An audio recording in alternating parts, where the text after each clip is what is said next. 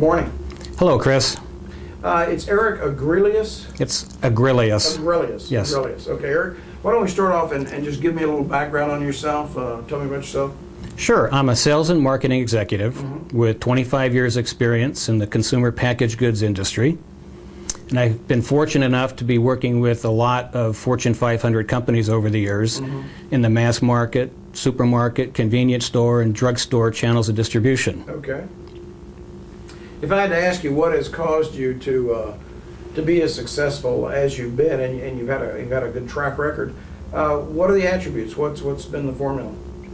Well, over the years, I've attended and gone through many different seminars and sales classes, and the one thing that they always teach is attitude. And some of my favorite speakers have been Og Mandino, Dale Carnegie, of course, and one of my favorites is Zig Ziglar. And Very inspirational. Yes, he told a story at one seminar that he could beat the best archer in the world at hitting the bullseye.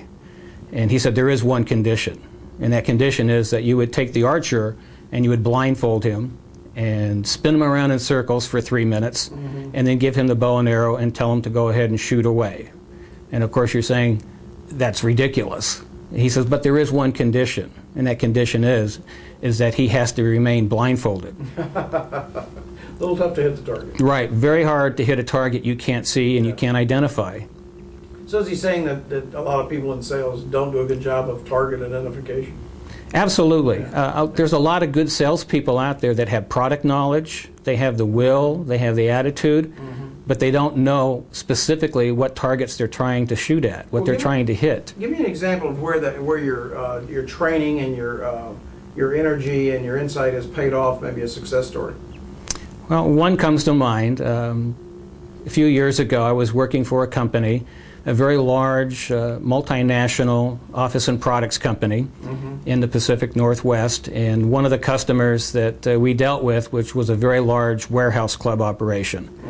The president and senior vice president of sales came out, and they were working with me with other customers in the territory, but that account was a house account. And they were going to go in and try to open up that business for the company.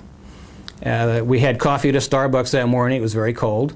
And they kind of laid out their plan, and I basically told them I didn't think it was going to work because they didn't really understand that marketing philosophy of the customer they were calling on. Went ahead and dropped them off there, and I picked them up 2 hours later, and we went out to lunch. And at lunch they came back and said, "You were right, we struck out." He said, "What would you have done?" I said, "Well, if I had had the account, I would lay out a proposal and give them a good plan of attack." Sure. And I said, "I tell you what, if you'll give me 90 days, I'll take half commission and I'll get that account. If I don't get it, then take the account away." So many people forget to do that today, especially in this market. They forget to say, I'm willing to invest if you're willing to invest. I'll meet you halfway. And I think I'm going to cut make half commission for a while. Right. Very good stuff. But let me ask you this: if you're hiring someone today, Eric, for sales leadership in the future, if you're trying to identify the right candidates, what sort of qualities do you look for? First and foremost, I look at attitude, because you can overcome so many objectives with a good attitude. Secondly, I'm looking for someone that's driven, somebody that has specific goals in mind.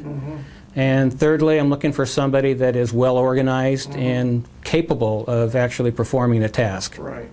Very good. Well, if I ask you to follow that.